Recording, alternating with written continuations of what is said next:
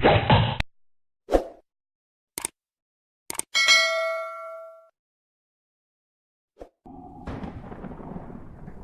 Triangle పరిచయం అక్కర్లేని పేరు.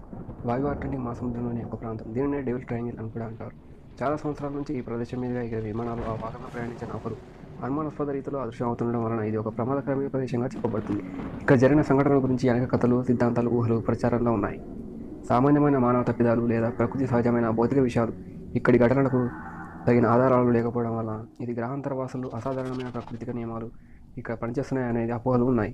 ఇక ఘటనలపై విస్తారంగా పరిశోధనలు జరిగిన చాలా ఘటనల గురించి ప్రజలలో ఉన్న అభిప్రాయాలు అపోహలను పోగొట్టలేకపోయాయి. ఎందుకంటే ఇతర ప్రాంతాలలో జరిగే ఇటువంటి ప్రమాదాలు లేదా ఘటనలతో పోలిస్తే ఇక్కడ జరిగినవి కొంత భిన్నంగా ఉండి వీటికి సరైన వివరణలు లభించకపోవడమే ఈ మిస్టరీకి కారణం. నిజానికి అందరూ దీనిని బెర్ముడా త్రికోణం అని అంటారు. కానీ ఇది ఖచ్చితంగా ఒక త్రికోణం కాదు, సువిశాల సముద్రంలో కొంత పెద్ద భాగం. ఒక్కొక్క రచయిత ఈ త్రికోణాన్ని వివిధ హద్దులతో చూపారు. కొందరి ప్రకారం ఇది ఫ్లోరిడా జలసంధి, బహమా దీవులు, మొత్తం కరేబియన్ దీవి మరియు అజోరెస్కు తూర్పున భాగాన ఉన్న అట్లాంటిక్ సముద్రం. వీటి మధ్య త్రిభుజ ఆకారంలో విస్తరించిన ప్రదేశమే బెర్ముడా త్రికోణం. మరి కొందరు పరిశీలకులు, రచయితలు పైన చెప్పిన భాగాలకు మెక్సికో సింధు శాఖను కూడా ఈ త్రికోణంలో కలిపి చెబుతారు.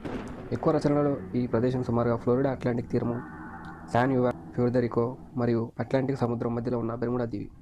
ఎక్కువ ప్రమాద ఘటనలు బహమా దీవులు, ఫ్లోరిడా తీర ప్రాంతంలో జరిగినట్లు చెప్పబడ్డాయి. అయినప్పటికీ ఈ ప్రాంతం ఓడలు, విమానాలు బాగా రద్దీగా తిరిగే ప్రాంతం. అమెరికా, యూరప్, కరేబియన్ దీవులకు చెందిన ఓడలు మరియు విమానాలు ఇక్కడ తరచూ కనిపిస్తూ ఉంటాయి. ఈ త్రికోణం ప్రాంతంలోనే గల్ఫ్ స్ట్రీమ్, సాగర్ అంతర్వాహిని ప్రవహిస్తూ ఉంటుంది. దీని 5 లేదా 6 నాట్ల అంటే గంటకు 15 కిలోమీటర్ల ప్రవాహ వేగం కొన్ని ఓడలు అదృశ్యం కావడానికి అసలు కారణం. అంతేకాకుండా ఇక్కడ హఠాత్తుగా తుఫాన్లు చెలరేగి మళ్లీ సమసిపోవడం జరుగుతూ ఉంటుంది. కనుక ఈ సహజసిద్ధమైన కారణాల వల్ల ఇక్కడ రద్దీగా తిరిగే ఓడలలో కొన్ని అంతుచిక్కకుండా మాయమే ఉండవచ్చునని కొందరు భావన. ముఖ్యంగా ఆధునిక సాంకేతిక పరిజ్ఞానం అంత బాగా అభివృద్ధి చెందిన ఆ కాలంలో నౌకాయానంతోనూ సముద్ర ప్రయాణాలతోనూ గట్టి సంబంధం ఉన్న లండన్ లాయిడ్స్ ఇన్సూరెన్స్ కంపెనీ, తీర భద్రతా సంస్థ వంటి సంస్థల రికార్డుల ప్రకారం ఇది ప్రత్యేకంగా ప్రమాదకరమైన ప్రదేశం ఏమీ కాదు. ఇతర సముద్రాల ప్రాంతాలలో జరిగే ప్రమాదాల వంటివే ఇక్కడ జరుగుతున్నాయి. బెర్ముడా త్రికోణం గురించిన సంచలనాత్మకమైన కథనాలు చాలా వరకు నిరాధారణమైనవి అని వీరి రికార్డులను చూస్తే మనకు తెలుస్తుంది. ఉదాహరణకు 1969లో జరిగిన ఒక ప్రమాదంలో కెప్టెన్ తప్ప మిగిలిన అందరి శరీరాలు అదృశ్యమయ్యాయని, కెప్టెన్ ఒక్కడి మృతదేహం మాత్రం కాఫీ కప్పును పట్టుకుని ఉన్న భంగిమలో ఓడలో మిగిలి ఉందని ఒక రచయిత వ్రాశాడు. కానీ నిజానికి దాదాపు అందరూ మరణించిన వారి శరీరాలను తీరభద్రతా సంస్థ వెలికితీసింది. పత్రికలు, పుస్తకాలు అధికంగా సంచలనం కలిగించే విషయాలపై మొగ్గు చూపడం వల్ల ఈ రచయితలు చేసిన అసాధారణ కల్పనలకు ఆధారాలు లేకపోయినా ఇంత ప్రాచుర్యం లభించిందని పలు విమర్శకుల అభిప్రాయం.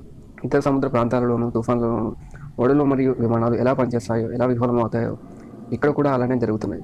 ఎర్నెస్ట్ ట్రావెస్, డారీ సింగర్ వంటి హేతువాద పరిశోధకులు కూడా ఈ అభిప్రాయాన్ని వెల్లబుచ్చారు. ఈ త్రికోణం చుట్టుపక్కల ఉన్న పెద్ద నగరాలు, ఓడరేవులు, విమానాశ్రయాలు కలిపి ఏటా లక్షలలో వాహనాల రాకపోకలకు కేంద్రంగా ఉన్నాయి. ఇక్కడ ఈ ప్రదేశంలో విమానాలు, పడవలు, ఓడలు మునిగిపోవడానికి కొందరు పరిశోధకులు చెబుతున్న కొన్ని కారణాలు చూస్తే మీథేన్ హైడ్రేట్లు, భూభాగాల అంచనా ఉండే మహాసముద్రాల మెరక ప్రాంతాలలో కొన్ని చోట్ల పెద్ద ఎత్తున మీథేన్ హైడ్రేట్ల నిల్వలు ఉన్నాయి. వీటి నుండి వచ్చే గాలిబడులు అక్కడి నీటి సాంద్రతను తగ్గించేస్తాయి. కనుక అక్కడి ఓడలు తేలియాడే గుణం, ప్లవన శక్తి తగ్గుతుంది. ప్రయోగశాలలో నమూనా ఓడలపై జరిగిన ప్రయోగాలలో ఇలాంటి ఓడలు అతి తక్కువ సమయంలోనే మునిగిపోతాయి అని తేలింది. 1981లో జియోలాజికల్ సర్వే వారు అమెరికా తీర ప్రాంతాలలో ఉన్న మీథేన్ నిల్వల గురించి ఒక శ్వేతపత్రం విడుదల చేశారు. అయితే వారి వెబ్సైట్లలో ఉన్న సమాచారం ప్రకారం బెర్ముడా త్రికోణం అని అనబడుతున్న ప్రాంతంలో పెద్ద ఎత్తున మీథేన్ వాయువు విడుదలైనట్లు ఆధారాలు ఏమీ లేవు. దిక్సూచి తరచూ దిక్కులను మార్చి చూపడం. బెర్ముడా త్రికోణంలో జరిగిన అనేక ఘటనల్లో దిక్సూచి పనిచేయకపోవడం, అనూహ్యంగా ప్రవర్తించడం గురించి చెప్తారు. ఇక్కడ ఏదో ప్రత్యేకమైన లేదా బలమైన అయస్కాంత శక్తి ఉండవచ్చునని ఊహలున్నాయి. కానీ అటువంటి ఆధారాలు ఇంతవరకు ఏమీ బయటపడలేదు. అంతేకాకుండా భూమి మీద వివిధ ప్రాంతాలలో భౌగోళిక ఉత్తరధ్రువం మరియు అయస్కాంత ఉత్తరధ్రువం ఒకటి కాదు. కనుక ఇలాంటి పెద్ద ప్రాంతాల్లో ఓడలు ప్రయాణించేటప్పుడు దిక్సూచి సూచకాలలో తేడాలు రావడం అసహజం కాదు. తుఫానులు. అట్లాంటిక్ మహాసముద్రంలో భూమధ్యరేఖ ప్రాంతంలో బలమైన తుఫాన్లు తరచూ సంభవిస్తుంటాయి. వీటి కారణంగా ఎంతో జన నష్టం, ఆస్తి నష్టం సంభవించింది. 1502వ సంవత్సరంలో ఫ్రాన్సిస్ కోడే బోర్బడిల్లా నాయకత్వంలోని స్పానిష్ ఫ్లీట్ మునిగిపోవడం చరిత్రలో తుఫాను కారణంగా నమోదైన మొదటి నౌకాభంగం. బెర్ముడా త్రికోణం ప్రాంతంలో జరిగిన కొన్ని ఘటనలు ప్రధాన కారణం తుఫాన్లు కావచ్చని అంటారు. గల్ఫ్ అంతర్వాహిని. గల్ఫ్ స్ట్రీమ్ అనేది మెక్సికో సింధు శాఖ నుండి ఫ్లోరిడా జలసంధి మీదుగా ఉత్తర అట్లాంటిక్ మహాసముద్రంలోకి ప్రవహించే ఓజ సముద్ర అంతర్వాహిని. అనగా ఇది సముద్రంలో ఒక నది లాంటిది. ఇది తన ప్రవాహంలో తేలే వస్తువులను లాగు వెళ్ళిపోవడం సహజం. కనుక ఇక్కడ పడిపోయిన ఓడలు లేదా విమానాలు అక్కడ ఉండకుండా మరెక్కడో సుదూర ప్రాంతాలలో బయటపడడం అసహజం కాదు. 1967 సంవత్సరంలో డిసెంబర్ 22న జరిగిన ప్రమాదంలో విచ్ క్రాఫ్ట్ అనే పడవ ఒక చోట నుండి సమాచారం పంపింది. కానీ రక్షణ బలగాలు వారు అక్కడికి వెళ్ళేసరికి ఆ పడవ అక్కడ లేదు. అసాధారణమైన అలలు. ప్రశాంతమైన సముద్రంలో కూడా ఒక్కోమారు అసాధారణంగా పెద్ద పెద్ద అలలు హఠాత్తుగా సంభవిస్తుంటాయి. 1982లో అలాంటి ఒక మహాతరంగం కారణంగా న్యూ ఫౌండ్ ల్యాండ్ సమీపంలోని సముద్రంలో ఓషన్ రేంజర్ అనబడే అప్పటి అతిపెద్ద ఆయిల్ ప్లాట్ఫారం ఊరికి తిరగబడిపోయింది. అయితే బెర్ముడా త్రికోణం ప్రాంతంలో ఇలాంటి మహాతరంగాలు రావడం గురించిన ఆధారాలు ఏమీ లేవు.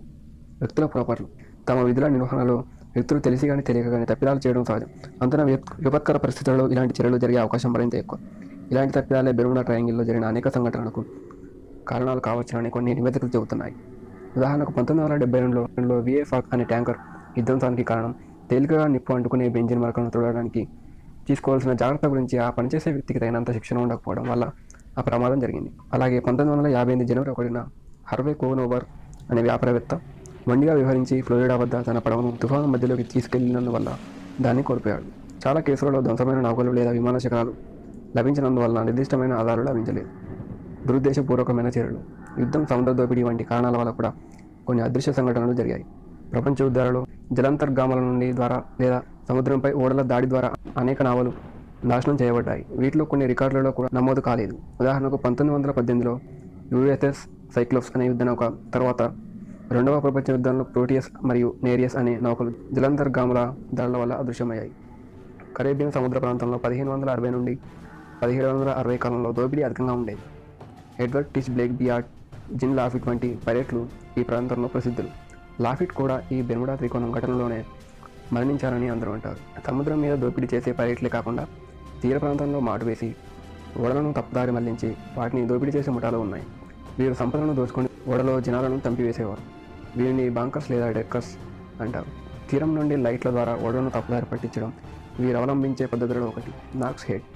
ఉత్తర కరోలినా తీరంలో ఒక గుర్రానికి లాంతర్ కట్టి దాని నడక ద్వారా ఓడలను భ్రమింపజేసేవారు. ప్రచారంలో ఉన్న మరో కథనం గ్రహాంతరవాసులు. గ్రహాంతరవాసులు తమ తమ రోజుసిన వాహనాలలో ఇక్కడికి వస్తున్నారని, వారి వాహనాలు UFOలుగా వివిధ రచనలో సినిమాలలోనూ మనం చూసాం. గ్రహాంతరవాసులు ఇక్కడి మనుషులను, జంతువులను, పూర్తి ఓడలను కూడా ఎత్తుకుపోతున్నారనేది ఇలాంటి కథనాలలో ముఖ్యాంశం. ఈ రకమైన కథనే ప్రఖ్యాతి దర్శకుడు స్టీవెన్ స్పిల్బర్గ్ తన సినిమా Close Encounters of the Third కైండ్లో ఉపయోగించాడు. మరి ఈ ప్రమాదాలన్నింటి వెనుక దాగి ఉన్న అసలు నిజం ఏమిటి? ఈ మధ్యకాలంలో యూకేలోని యూనివర్సిటీ ఆఫ్ సౌతాంప్టన్కి చెందిన డాక్టర్ సిమోన్స్ బాక్సెల్ ఇతడు సముద్రాలపై పరిశోధన చేస్తుంటాడు. మరియు యూకేకి చెందిన ఇతర శాస్త్రవేత్తలు జరిపిన పరిశోధనల ద్వారా తెలిసింది ఏంటంటే ఆ ప్రాంతంలో వచ్చే ఒక విధమైన రాకశీలలే ఈ ప్రమాదాలకు కారణమని తేల్చారు. మామూలుగా మనం సముద్రంలో అలలు ఒక వైపు నుండి రావడం చూస్తాం. కానీ ఈ ప్రాంతంలో భౌగోళిక అమరిక దృష్ట్యా ఈ అలలు 3 వైపుల నుండి కలిసి వచ్చినప్పుడు ఈ రాకాసి అలలు ఏర్పడతాయి. ఇది ఎలా సాధ్యం అంటే ఈ ప్రాంతంలో ఉత్తర దక్షిణ వైపుల నుండి తుఫానులు వస్తుంటాయి. వీటికి తోడుగా ఫ్లోరిడా నుండి వచ్చే తుఫాను వీటికి తోడైనప్పుడు ఒక విచిత్రమైన భయంకరమైన రాకాసి అలలు ఏర్పడతాయి. ఇవి ఎంత భయంకరమైనవి అంటే ఒక్కో అల దాదాపు 30 మీటర్లు అనగా 100 అడుగుల ఎత్తుతో ఉంటాయి. మరియు అదే సమయంలో ఆ ప్రదేశం ఉపరితల వాతావరణంలో కూడా పెను మార్పులు జరుగుతాయి. అందువల్ల ఆ ప్రాంతంలో ఇటు సముద్రం పైభాగంలోనూ మరియు అటు ఆకాశంలోనూ భయంకరమైన ప్రమాదాలు చోటు చేసుకుంటాయి. కన్క్లూజన్. సో ఫ్రెండ్స్, జరిగిన సంఘటనలన్నీ పరిగణలోకి తీసుకుంటే ఇది కేవలం సాంకేతిక పరిజ్ఞానం లోపమే కానీ మిస్టరీ కాదు. ముఖ్యంగా ఆ కాలంలో దీన్ని వివరించగల సాంకేతికత లేకపోవడం వల్ల వ్యక్తుల ఊహాగణాలే నిజాలుగా నమ్మవలసి వచ్చింది. చూద్దాం మరి ఇంకెన్ని ఆసక్తికర నిజాలు బయటపడతాయి.